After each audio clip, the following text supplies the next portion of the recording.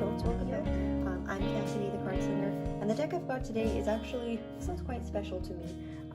This deck, when I bought my very first deck originally, this one here, it's the Tarocco Soprafino. These are both Il Meneghello decks. This was the very first deck I ever got, and the day that I went into the shop to buy my first deck, it was between these two.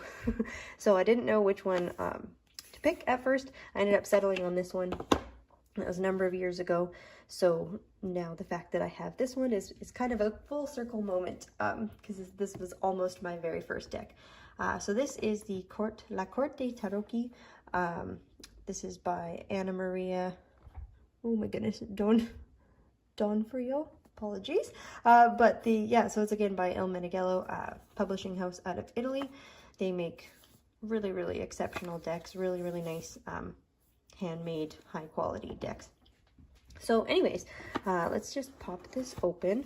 I've had this for a little over a month or so now. Haven't got a chance to work with it too much. So these are all numbered editions. So this is my 1384 out of 2000. I don't know which print run this one. Oh yeah, 3rd edition, right there. Sorry. So yeah, this one is still currently in stock on their website. And if you ever get an Il Meneghello deck, you get this lovely little note for any imperfections are, they are handmade decks. So anyways, let's pop that back in there. So the first thing of note of this deck is it's a very unique size. Let's pull out, so I guess here just the standard Smith-Waite Centennial deck. You can see they are very long and very skinny by comparison. They're really cool. It's a really neat deck. I liked that a lot. That was something that really stuck with me when I didn't buy this, that I always thought I wanted to pick it up at another point because it was just so different. And then I guess like it comes standard. So this one is the the Jean Noblet Tarot by reconstructed by Jean-Claude Flournoy. I've done a review of that. But anyway, this is just like a smaller Marseille pack, and just to show you a quick size comparison. Anyways, okay, so yeah, I guess we'll get started. I will flip through all of the cards. This is the back, so it doesn't have, obviously, a reversible back. But this cardstock is so dreamy. You can kind of see the texturing on there. Oh, it's so nice. It's so nice. Okay, so yeah, I'll get started. We'll flip through all the cards, and I'll just quickly show you all of the artwork. And then I'll come back at the end and just give you my thoughts on the deck and, how I like to use it and all the rest. Just as a note there, if anyone out there is also a creator of deck comparison or deck review videos, please, if you're ever flipping through Pip decks or Marseille style decks, please show all the minors. They matter to me. So I will be doing that through this flip through. So yeah, let's take a look at the cards and I'll be back in a moment.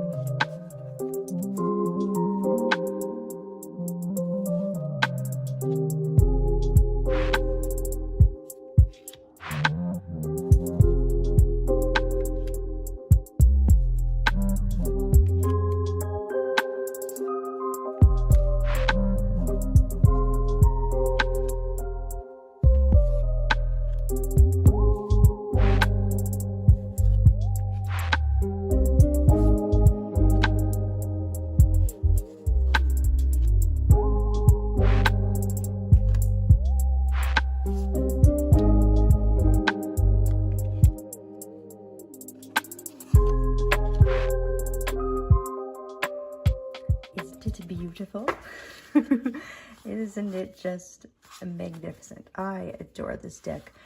I love it so much. So you can see that the color palette is very muted. Lots of these kind of blues, purples, dark reds, browns. Really a very soft color palette. But it is a little bit, I don't know, it tends towards a bit of the darker side. I do find that the tone of this deck is a little bit more, I wouldn't say somber, but it definitely works well for serious topics.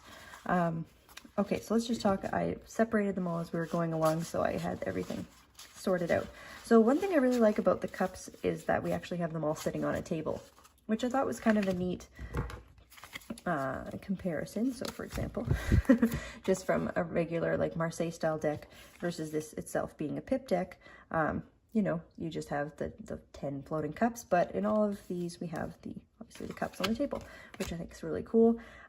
We also have the numbers in Italian there on the bottom, which can be very helpful if you know your numbers in Italian. Just as a quick glance, you know, if you were to turn a card over to know immediately, you know, is that the 9, is it the 10, without having to sit there and sort of count the cups. Yeah, so let's put that back. There we go. Yeah, I really like that. It's neat here too how the only illustrated pip in the deck, well, I guess they're all illustrated pips, but you know, the only one with a scene is actually the 2 of cups, and it's very not, you know, traditional, any sort of Rider-Waite style, or even traditional associations for the Marseille style 2 of cups. We've just got one person here holding up 2 fingers, looking at the cup. Like, I just love it so much. Also very cool, and I'll just point it out as we kind of look at the minors, but they all have different illustrations going on at the top. Some of them have a little bit more going on, so you can see here even in the Ace of Cups, we've got the woman here kneeling by, looks to be like a river or a pond of some sort. It's really, really beautiful. I just love this deck. Oh, it's so beautiful. Okay, that was the cups. I guess the other thing I'll just throw out here quickly, and this took me a minute, was the Ace of Swords and Ace of Wands. They looked very similar at first glance. I mean, they're not. Of course, this one is a sword. But, you know, again, just initially turning it over, if I wasn't familiar with the deck, when I was flipping through, I had initially thought that was a sword until I saw the actual sword. And again, here we've got the really nice illustrated visual. This almost looks like Knight of Swordsy, you know, type of energy there at the top. I really like as well these little, on the, I guess it's on here, the King and the Knight of Swords, these little like shoulder pads. This one seems to be comedy tragedy, or at least like a happy face and an unhappy face there. This guy, you only see his happy side showing. I really like the quartz in this deck. It's so beautiful. It's also a very different feel with the Queen of Swords. She's got the sign of benediction, and then she's got her sword, you know, face down. She's not holding the sword, it's, you know, hilt pointed down, and he's got one down as well. He actually has 2, which is very cool. The Knight of Swords here, not that traditional, you know, cruising, if we're comparing to the Rider-Waite deck. And then I really like here as well with the Page of Swords. The symbolism there of the black and white floor, there's a lot of various esoteric meaning behind walking on a black and white floor, so check that out. It's kind of cool. So yeah, and again here, so we've got a little bit of extra imagery going on, which I think is really nice. I like that. I think it's a cool touch to each of the cards. You know, some of them are just like 2 shields, 1 shield, whatever.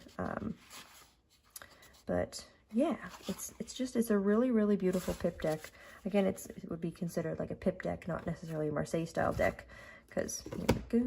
So that would be like our 6 of Swords, 7, 6. Yeah, so you could just a little bit different. Okay, that's the swords. Now, what else do I have to say about the wands? I have a few things to mention about the majors for sure. I really like here that with the Queen of Wands that she's holding the little, I don't know, a little clover flower thing. I think that's so beautiful. I like the look on his face as well. Very, I don't know, kind of different for the King of Wands. It almost seems a little more gentle I love here too that our Knight of Wands here has a beard.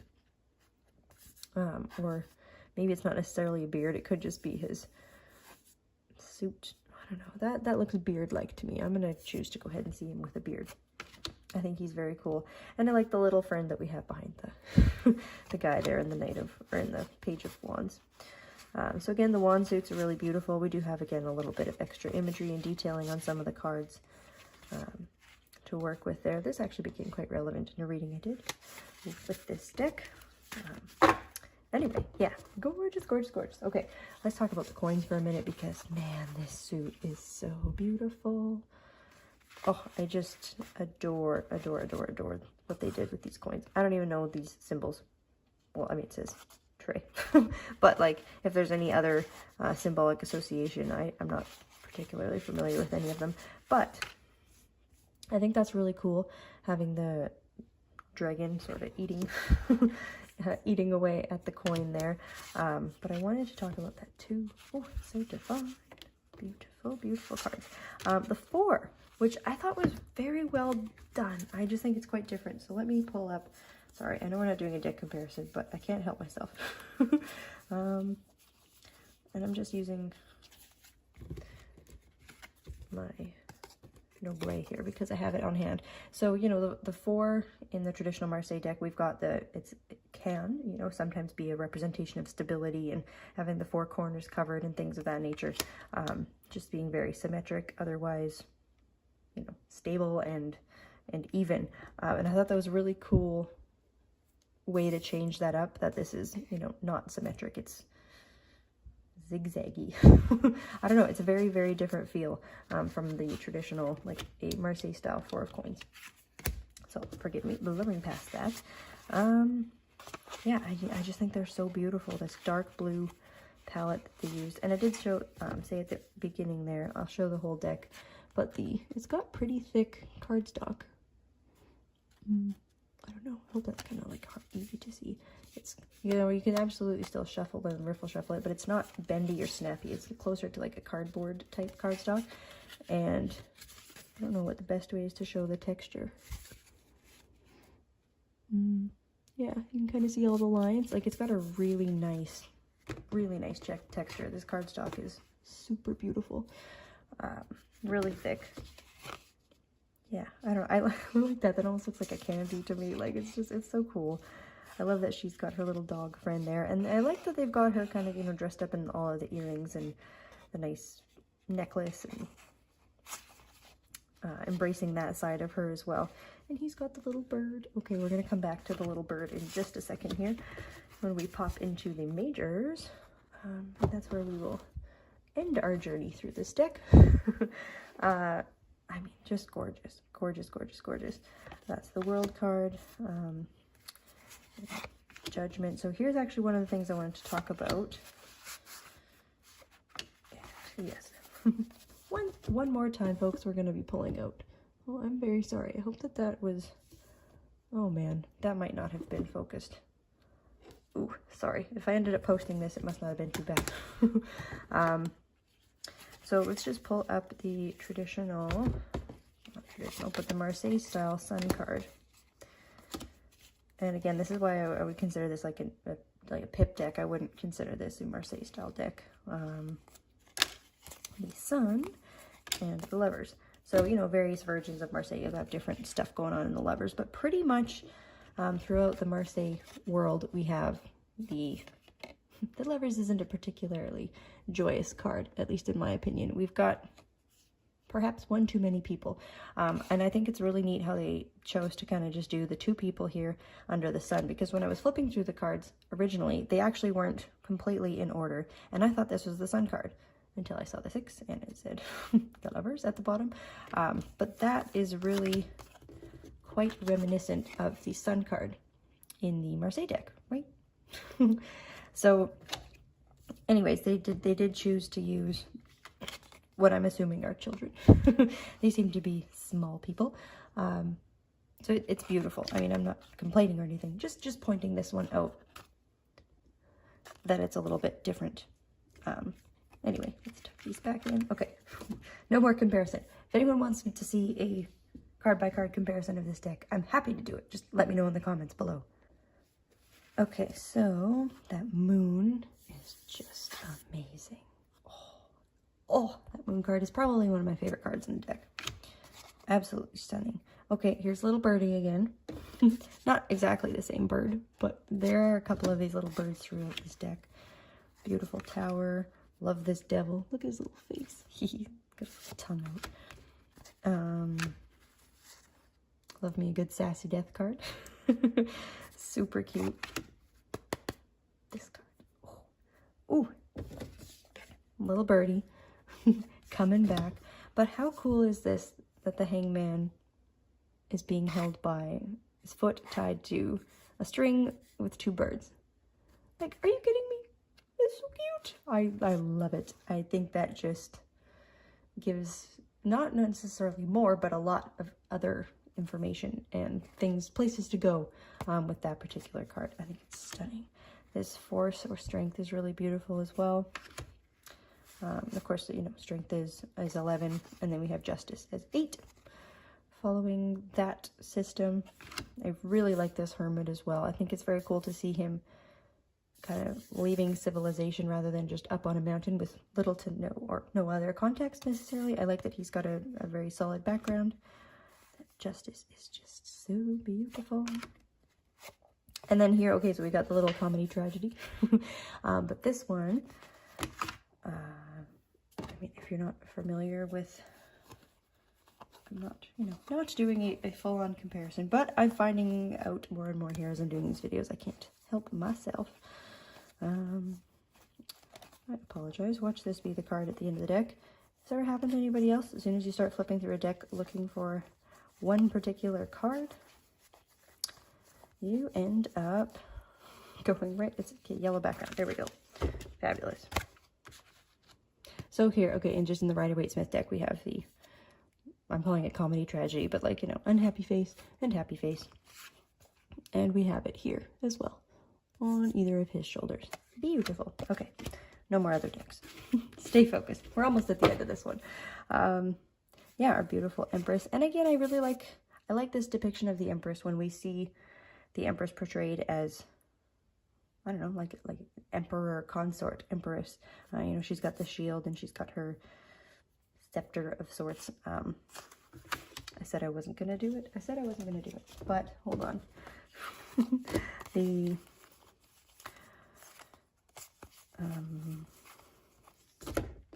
super similar to the Emperor's scepter here, right? Like, you know, the circle and the cross. And perhaps that's just a traditional looking scepter. Again, of course, like it's hers as well. Sorry.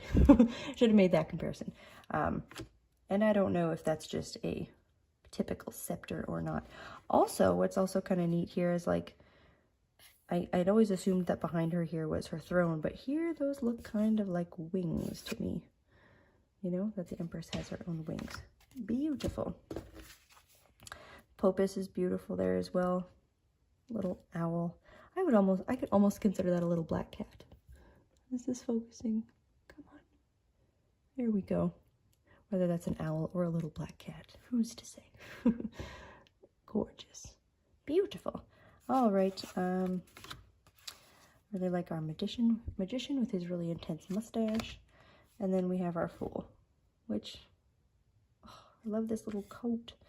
The dog, as he was like setting out with him, it's a very different kind of fool energy than, you know, jumping off a cliff type fool. It's beautiful. Gorgeous, gorgeous, gorgeous. Anyways, that is my review of this deck. Thank you for watching. So yeah, let me know your thoughts if you have this deck. Do you like it? What do you think? Is this the first time you've seen it? I adore it. I am so happy that this one is finally in my collection, and I plan on using it quite a lot because it's just, it works well. I find it speaks really well for me. Yeah, stunning deck. Thanks for tuning in, and we will catch you at the next one.